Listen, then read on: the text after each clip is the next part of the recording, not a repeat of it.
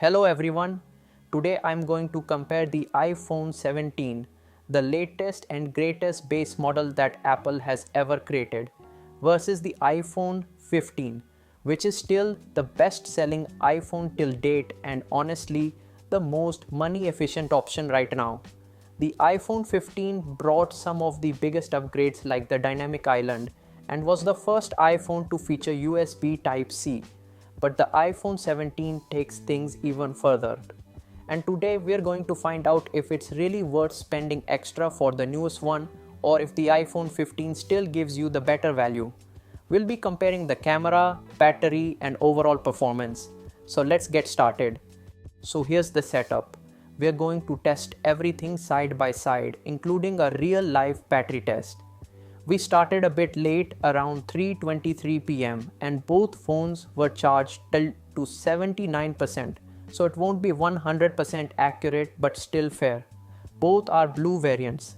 My iPhone 17 256 GB and my friend's iPhone 15 128 GB.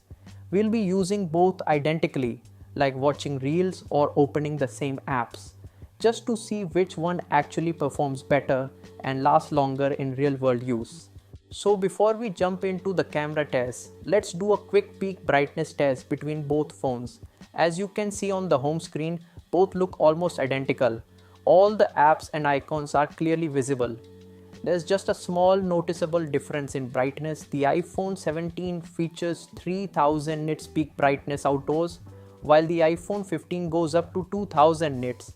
So there's about a 1000 nit gap, and you can definitely notice it under direct sunlight.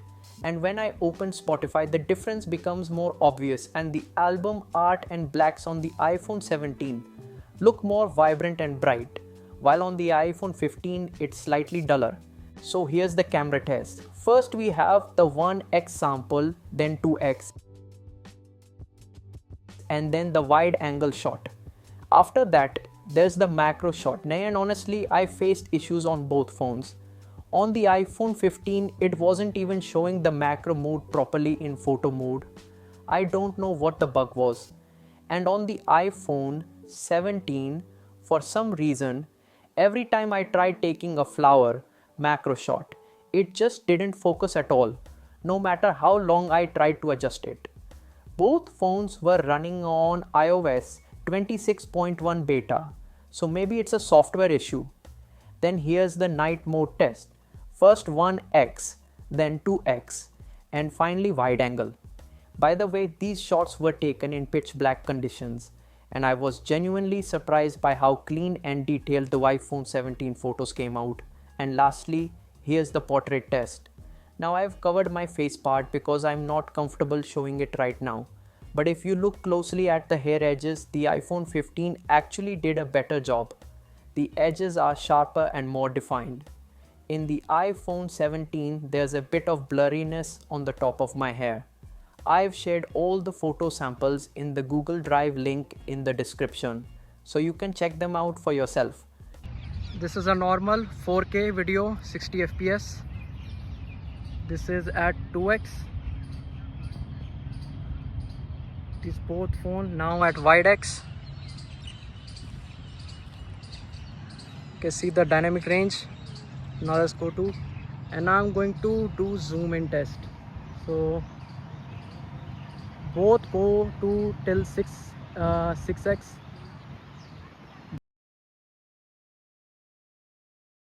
Now we are going back to 1x. Now let's do a macro mode. Here are some flowers, so I'm gonna zoom in. So these are the macro modes of the both phone. So both are at 1x. Right now I'm walking, and the stabilization, as you can see, a bit is off. Both are at 2.5x. Now I'm running a bit. As you can see, both cameras are right now, hands are very shaky. I'm trying to, so This is the stabilization test of action mode. I forgot to mention earlier, the iPhone 15 here has 87% battery health, while my iPhone 17 is at 100%.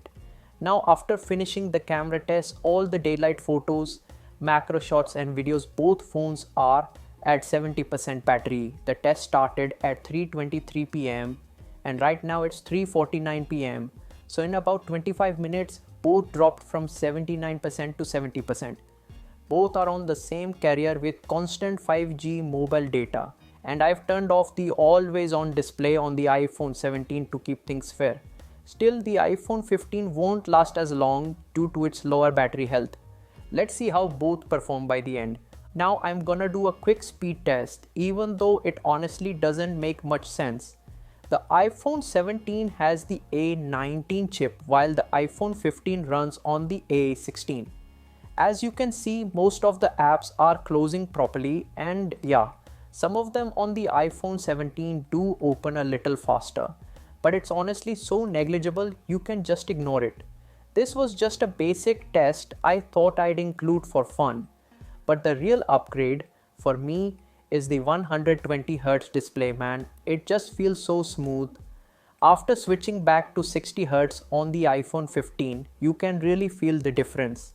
So yeah, I think going for the iPhone 17 was definitely the right move for me. Now I'm doing a quick rendering speed test just to see if the A19 chip is actually faster than the A16.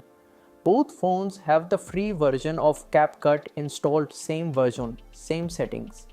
I took a 4K 60 frames per second clip from the earlier video test, not the action mode one, and tried exporting it in 1080p 30 frames per second. And surprisingly, there was just about a 1 second gap. The iPhone 17 finished slightly faster, but honestly both were almost identical.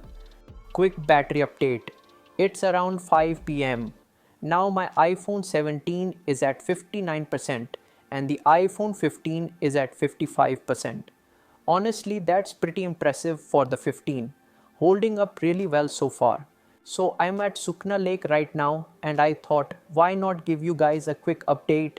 The time is 6:08 p.m. and the iPhone 17 is at 43%, while the iPhone 15 is around 34%.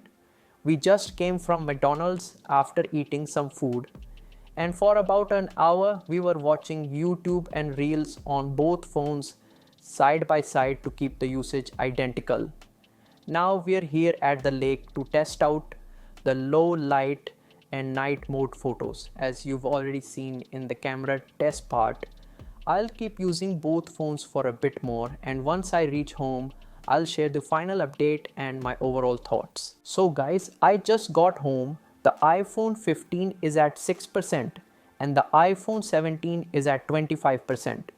Neither phone lasts a full day under heavy use, but for average users, they'll almost make it. Even with the always on display off, the 17 performed lower than expected. Both are solid phones. If you want to save money, the iPhone 15 is great. It's perfect for scrolling, watching YouTube, Reels, and even content creation. Most of my YouTube videos were shot on an iPhone 13, which proves you don't need a flagship to create good content. If you're a tech enthusiast, go for the iPhone 17. You get 120Hz display, always on display, 256GB storage, faster charging, better cameras, and advanced selfie features. It's more future proof and packed with extra convenience. So yeah, iPhone 15 is great for most users. iPhone 17 is for those who want the latest and greatest. That's it for today, guys. These videos take a ton of effort to make, so if you enjoyed it, smash that like button and hit subscribe. I really appreciate your support. Can't wait to see you in the next one. Peace out and bye.